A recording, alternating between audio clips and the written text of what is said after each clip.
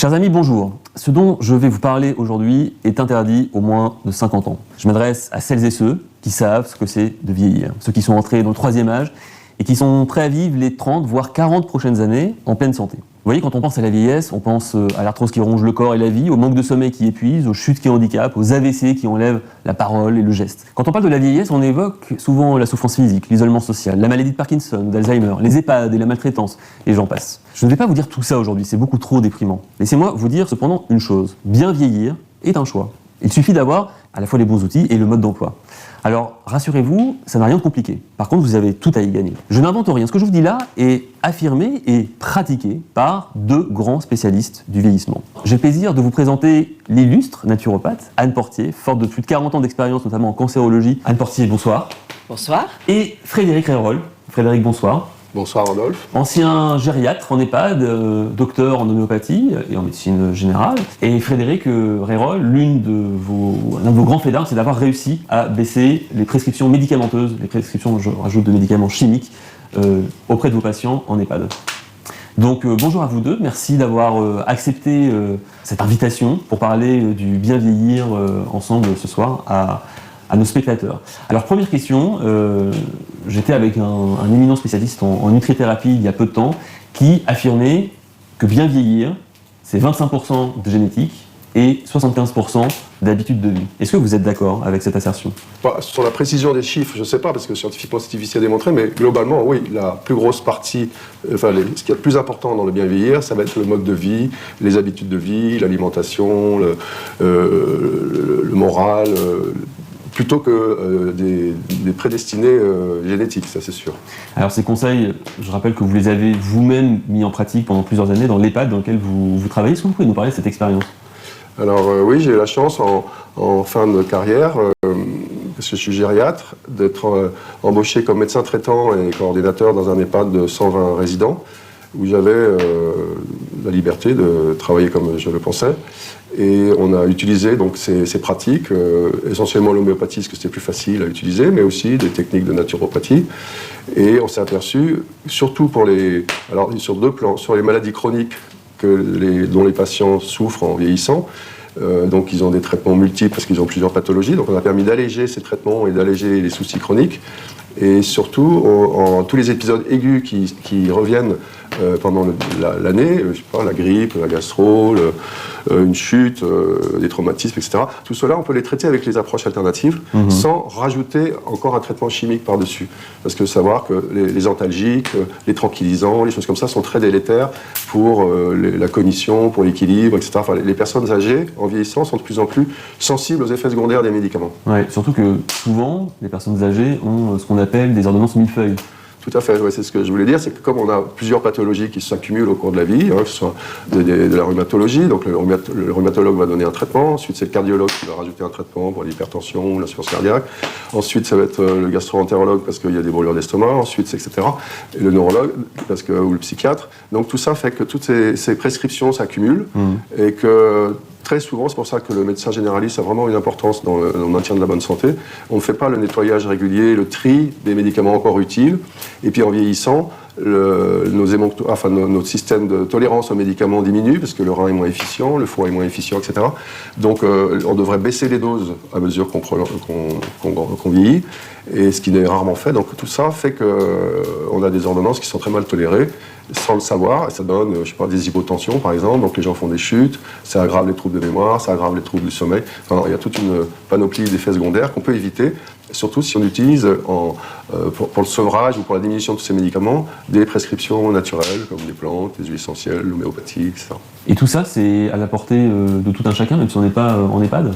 Alors oui, c'est même plus facile si on n'est pas en EHPAD, parce qu'on n'est pas dépendant. Et je pense que oui, les conseils que Anne donne et que nous donnons tous les deux, on a vraiment envie de transmettre ça, de transmettre des moyens relativement simples, mais quand même bien étayés scientifiquement et surtout avec notre expérience, pour que les gens puissent vieillir dans les meilleures conditions. Alors, vous avez maintenant, j'ai envie de dire, une double expertise, parce que donc vous, Frédéric Réroll, vous êtes gériatre, vous avez fêté tous les deux, je me permets de le dire, vos 70 ans l'an passé, et vous, Anne Portier, donc vous avez commencé votre carrière comme infirmière. Oui. Vous avez travaillé en cancérologie. Oui, comme naturopathe.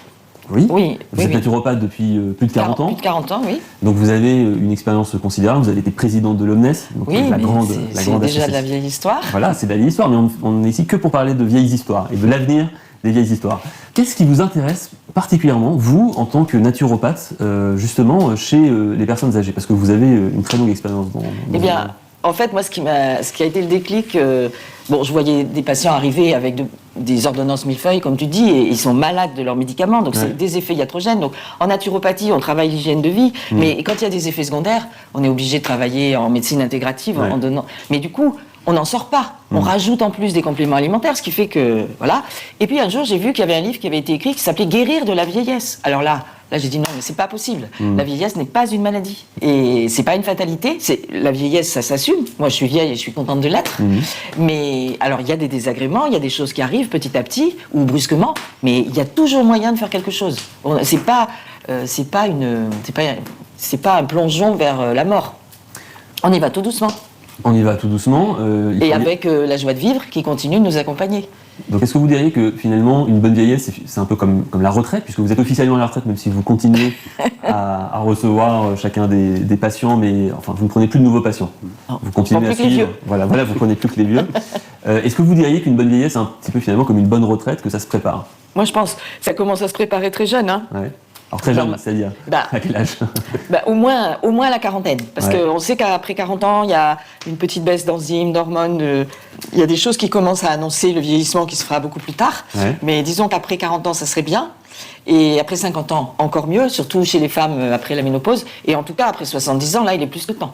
Plus c'est tôt, mieux c'est. En effet, 40-50 ans, parce que c'est que des problèmes, des mesures d'hygiène de vie et de mode de vie. Donc c'est des choses qu'on peut intégrer dans sa vie. C'est pas prendre des médicaments, c'est pas des techniques extraordinaires. Et c'est vrai qu'ensuite, à 70 ans, quand on commence à avoir ces pathologies, etc., c'est pas trop tard pour les commencer. Mais idéalement, c'est de faire de la prévention avant.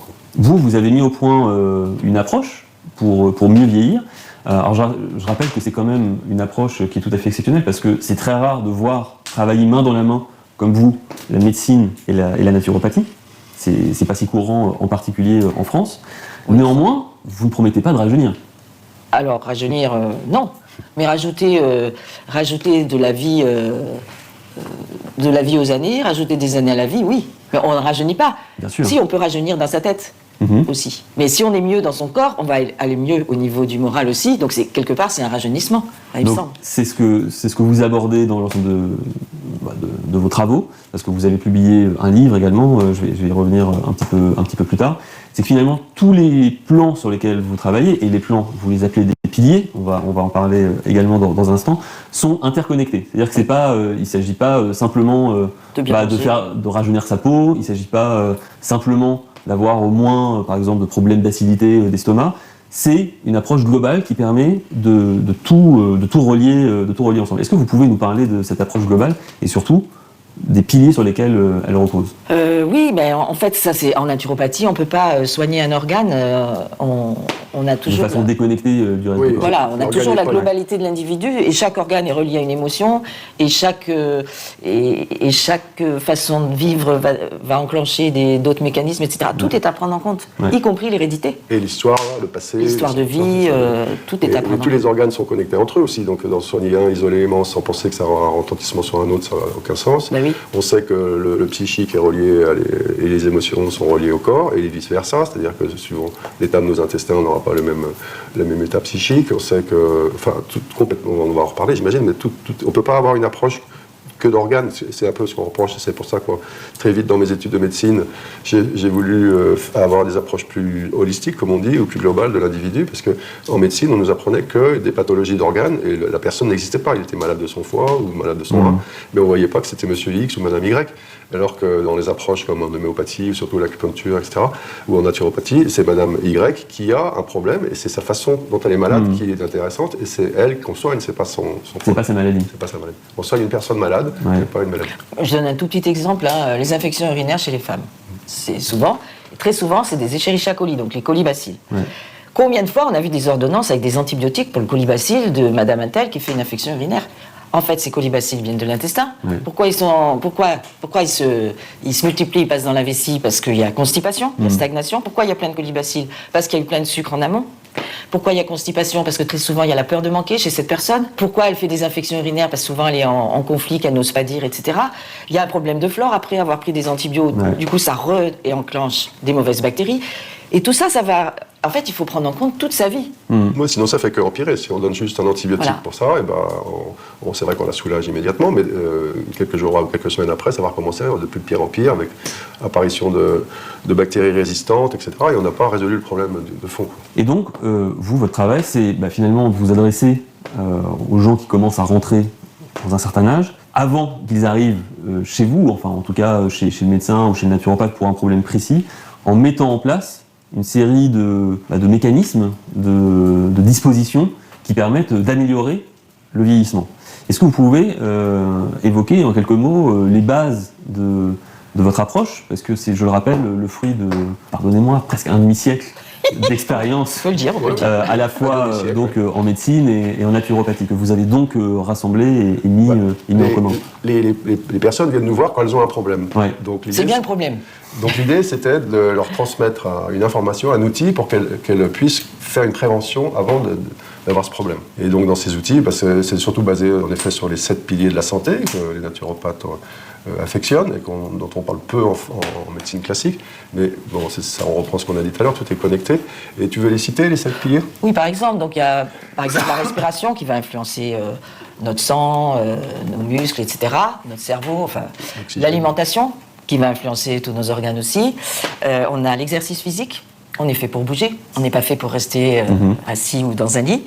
On a la gestion des pensées et des émotions, très très important, parce que nos pensées vont influencer aussi notre corps et nos organes profonds. On a l'équilibre du jour et de la nuit, très important d'avoir un bon équilibre entre le jour et la nuit, puisque le jour on dépense, la nuit on récupère, la nuit c'est pas fait pour rien. Ensuite on a la vidange des émonctoires, des portes de sortie de l'organisme, c'est-à-dire que c'est bien 2 fois par an de faire ses poubelles, de nettoyer le terrain.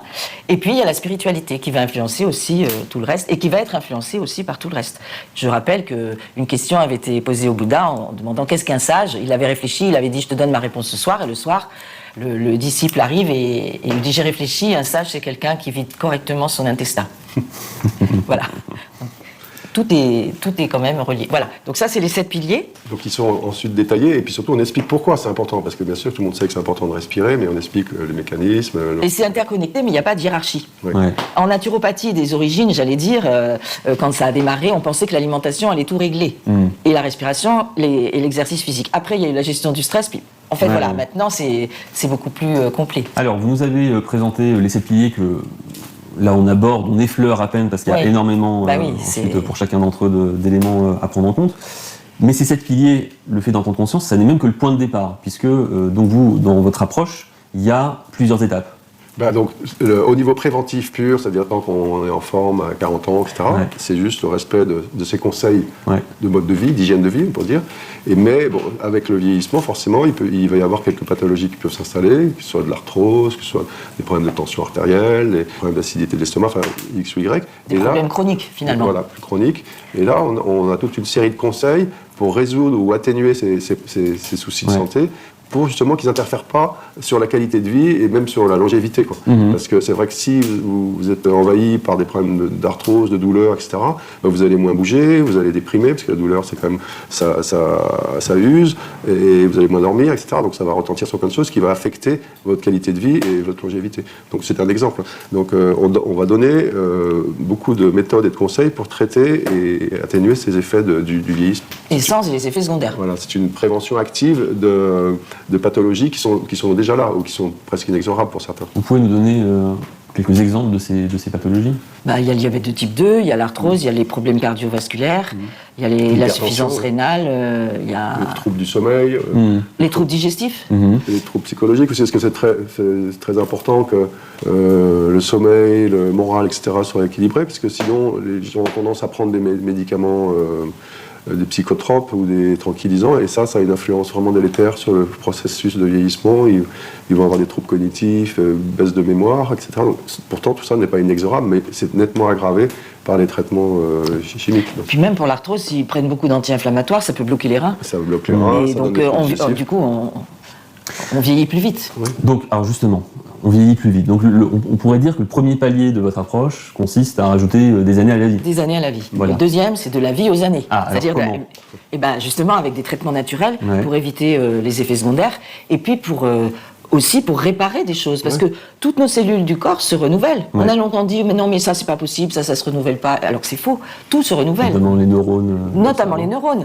On sait qu'il y a un champignon qui agit sur le NGF, le Nervous Growing Factor. Ouais. Pour moi, j'avais appris que c'était pas possible. Ouais, Et en fait, oui. Donc c'est des choses qui vont permettre de régénérer les tissus, mais même avec l'arthrose, avec des traitements homéopathiques ou organothérapiques ou phytothérapiques, on arrive à régénérer. Et ostéopathique, et acupuncture, ça Voilà. libère les articulations. On trouve. On travaille sur les fascias. Enfin, il y a plein de choses qui peuvent se faire. C'est pas inéluctable. D'accord.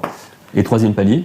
Et le troisième palier, c'est garder ou trouver le sens. Parce que quand on vieillit, au bout d'un moment, on a la vie un peu derrière nous, Ouais. et ce qui est devant, on voit que les limites, et puis parfois on perd le sens. D'accord. Pourquoi je suis là, où cours, où vais-je, dans quelle étagère? Et on a ces questions toute la vie, mais là, on se dit, mais qu'est-ce que je fais encore là? Et pourquoi?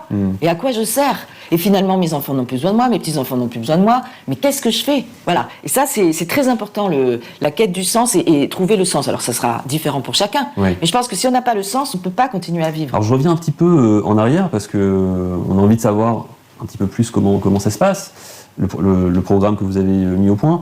Parlons par exemple de la perte osseuse et de la perte musculaire. Comment vous abordez ça? La perte osseuse, en deux mots, c'est... En vieillissant, c'est vrai que l'os perd un peu de sa densité. C'est un tissu vivant, l'os. Ouais. Donc ça, c'est très important. Donc ça va s'entretenir. Et bon, je ne sais pas si je rappelle les mécanismes, mais bon, il y a deux types de cellules dans l'os, les ostéoblastes, les ostéoclastes. Il y en a qui détruisent, l'autre qui construit. Et c'est un équilibre permanent avec ça. Donc, pour éviter une déminéralisation, on sait par exemple que si on a un milieu acide, c'est-à-dire que si, en fonction de l'alimentation qu'on prend, le pH de notre sang va être un peu trop acide. Et donc l'organisme doit le ramener au pH neutre, et du coup, l'os sert de tampon. Et du coup, il y a une décalcification, parce que c'est les ions calcium, phosphate de calcium, qui vont repasser dans le sang. Donc, il y a une décalcification, simplement parce qu'il y a un déséquilibre alimentaire et digestif. Il y a aussi, si vous êtes sédentaire, c'est-à-dire que si vous ne bougez pas beaucoup, et les os ont besoin, pour entretenir ce remodelage et cette construction et cette minéralisation, ils ont besoin d'être entrechoqués. C'est pour ça qu'on parle beaucoup de la marche comme activité physique, parce qu'à chaque pas, il y a ce choc dans le squelette qui fait que ça entretient l'ossification et la minéralisation. Qu'est-ce qu'il y a d'autre quand même? Il y a les problèmes aussi hormonaux qui vont influencer la densité osseuse. Donc on va surveiller par exemple la thyroïde, avec le taux d'iode dans les urines. Enfin, il y a beaucoup de paramètres, hein, comme vous voyez, c'est pas que donner du calcium, même on explique souvent que c'est pas la bonne raison, il faut plutôt donner des protéines que du calcium. C'est pas qu'une approche en disant prenez du calcium ou tel médicament et puis tout va aller bien. Bon, c'est sûr qu'il faudra prendre de la vitamine D ou se mettre au soleil, c'est mieux, mais il y a aussi toutes les autres approches nutritionnelles, activité physique, hormonale, veille sommeil aussi, hein, parce que les hormones de croissance sont sécrétées la nuit, etc. Donc, c'est une illustration pour vous montrer qu'on va aborder tous les facteurs qui influencent la densité osseuse. Et vous avez assisté justement à des cas, notamment en EHPAD, de gens qui étaient très diminués et que vous avez aidé à remonter la pente? Oui, c'était surtout pour les problèmes aigus. Alors en EHPAD, c'est difficile, on est arrivé un petit peu, mais bon, on n'est pas arrivé à réformer l'alimentation, parce que c'est une alimentation collective. C'est un travail de longue haleine et un problème d'argent, etc. Et de motivation du cuistot surtout. C'est ça. Et les équipes changent. Donc, on a fait beaucoup de choses qui ont amélioré quand même l'alimentation, mais et puis les habitudes, c'est un travail de quotidien pour convaincre quelqu'un qui fait les mêmes erreurs depuis 50 ans ou 60 ans, de lui expliquer que c'est pas forcément bien. Mais par exemple, une dame qui avait toujours des bronchites, des glaires, des catarrhes, etc., très âgée, puisqu'elle a eu 100 ans il n'y a pas très longtemps, là.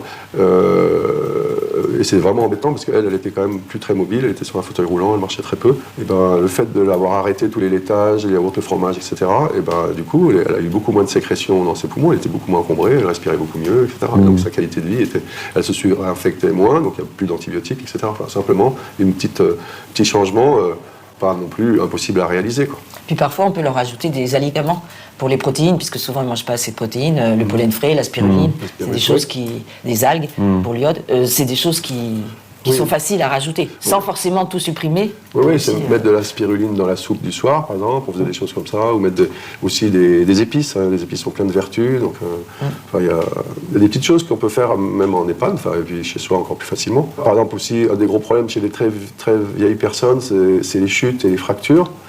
Et bon, alors déjà en diminuant les neuroleptiques, les tranquillisants, on avait beaucoup moins de chutes, mais surtout quand les gens se cassent un os, on a un remède en homéopathique qui a une action très rapide sur la douleur et qui favorise la réparation de l'os.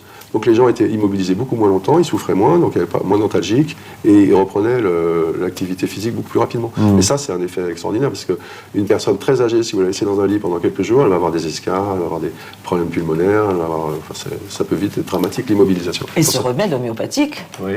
Moi je le donne en pommade Voilà, pour les fractures. C'est issu d'une plante, la grande consoude, et ça s'appelle symphytum en latin. Et c'est la plante qui soude. Ouais.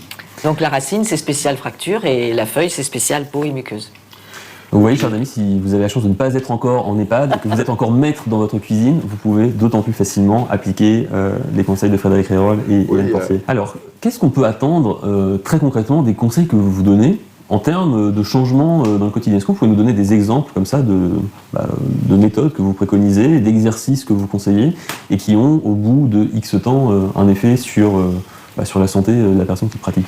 Par exemple, pour l'hypertension artérielle, il y a beaucoup de gens qui hésitent à prendre des médicaments et qui aimeraient que leur tension baisse. Alors bien sûr, il y a des plantes qui marchent très bien, mais il y a un exercice qui s'appelle la cohérence cardiaque, qui est de plus en plus connu, et qui marche très bien aussi, mais il faut quand même faire 3 fois par jour, et 5 minutes à chaque fois, et c'est au bout de 10 jours qu'on va savoir si ça marche ou pas. Donc il ne faut pas se décourager, mais voilà, ça peut être facile. Il y a même des gens qui prenaient des médicaments pour l'hypertension, qui ont fait cette technique, qui ont arrêté leurs médicaments.